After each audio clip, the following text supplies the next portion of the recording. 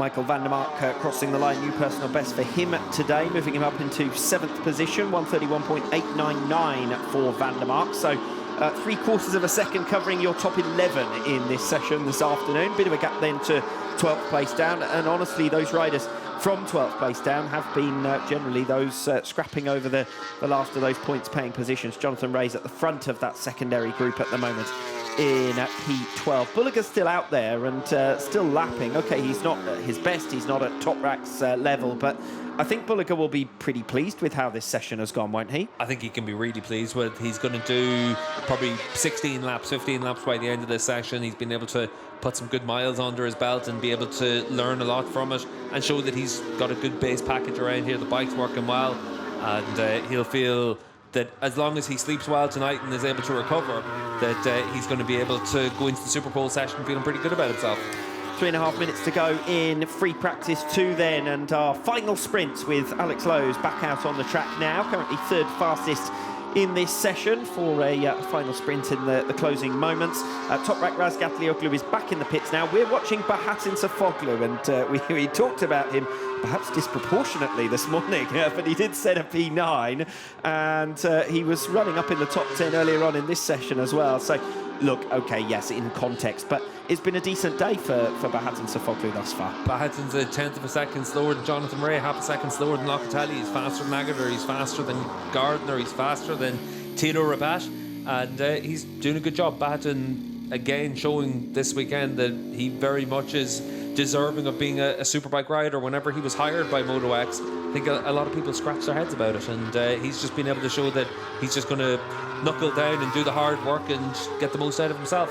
Yes, I think the whole of that rider lineup was a little bit of a surprise, to be perfectly honest. The Rabat signing was a bit left of field as well, but Safoglu's a young rider, still improving, and although it's a big jump from Super Sport to Superbike, I think for him to be up in the points, for him to be even close to the top 10 this weekend so far, I think that's good going. As we see Andrea Locatelli crossing the line, 1 minute 31.928 for Loc. I think part of the reason it was a bit of a head scratcher for Batten was that nobody knew where his options were going to be in the Super Sport class. If he had been able to get himself onto the Yamaha R9, we've been able to see how good of a job it's done, and certainly if you had to put him onto the GMT 94 bike, let's say, he would have been able to do a very solid job there and challenge at the front.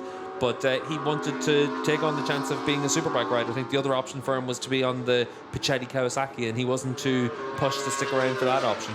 Yeah, there was most of the season the talk was, okay, Chan On Chu's going to move to Yamaha, and Bahattin Safoglu will move to Kawasaki, as we see Safoglu there moving up into 12th position, so now ahead of Jonathan Ray as well among the Yamaha stablemates. Ray just making his way around to start his final lap. Just to say as well, at this stage of the session, we've got riders out for their last laps. We saw them come into the pits. I wouldn't be too surprised if a lot of them have gone out on the same tyres they used at the start of the session. You used one tyre for FP1, one tyre for FP2, and if you've been able to do that, you've saved one of your stickers, one of your tyre allocation spots for if we've got changeable weather over the course of the weekend. That could play a key role. So if you're able to only use 2 tyres here on Friday, you've saved one option for later in the weekend. Typically, teams and riders will try and save one tyre for a red flag situation at the end of a weekend, but now they might be using it just in case of if it's wet, if it's dry. Yeah, after free practice 1, you just don't know what kind of weekend you're going to have, do you? Bieke crosses the line, 1 minute 32.014 for him. So 11 riders now covered by 3/4 of a second. This is Jari Montella. He'll get in one more lap after this. 20 seconds remaining on the clock. Montella P15. Subdued session from him thus far. His teammate Danilo Petrucci sitting in P6 again. Situation where we've got a lot of Ducatis in those top 6 places this afternoon. Yeah, Ducatis in 2nd and 4th and 5th and 6th position, and it's no real surprise. The Ducati is the best package out there. It's the best bike out there, and they've got a lot of really good independent teams that get a lot of support from the factory, and that's where they're able to have these kind of results. But it's a BMW leading the way. It's nice to see that Alex Lowe's and Bassani are up there inside the top 7 as well. Lowe's 3rd fastest on his Bimota, and then the slew of Ducatis there as well. And Van der Mark up there 8th fastest on his BMW, about a half a second slower than his teammate, but it looked like they were working very different programs out there, the 2 BMW riders. Yes, so we make our way to the end of free practice 2. There wasn't really the final sprint, was there?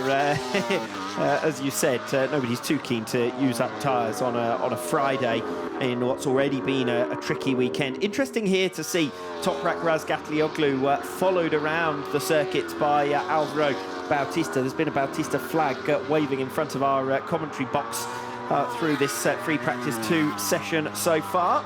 But Toprak's gapping Bautista, so it doesn't look like they're that close out on the track. Although they haven't been generally in 2025, have they? Work to do for Bautista to try and haul back in Toprak, and of course Nicolo Bullica as well. Anyway, this time last year, or a little bit later in the year last year, Bautista clearly seemed to, on pace terms, have the upper hand over Bullica, and what a difference less than 12 months makes. Yeah, and it's where Alvaro has very clearly been usurped at Ducati, and he's having to try and react to that, try and figure out a solution for him.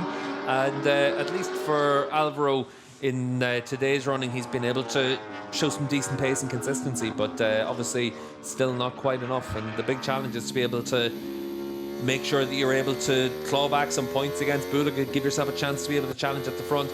It's very difficult to look past Razgatlioglu for this weekend if we end up with dry conditions all the way through, though. But for Bautista, it's a chance to maybe make up some points on his teammate. So, through your 3-2-1, as always, after free practice 2, this is Alex Lowe's third fastest this afternoon, 1 minute 31.607. His teammate Axel Bassani also finishing well, 7th place for him, 131.738. This is Sam Lowe's, second place for Sam, 131.542, so just over 2 tenths as well, slower than Toprak Razgatlioglu, less than a tenth faster than his brother Alex.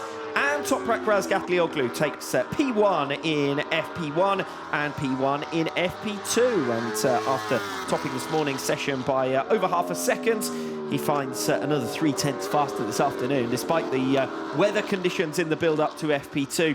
Good going again from Toprak.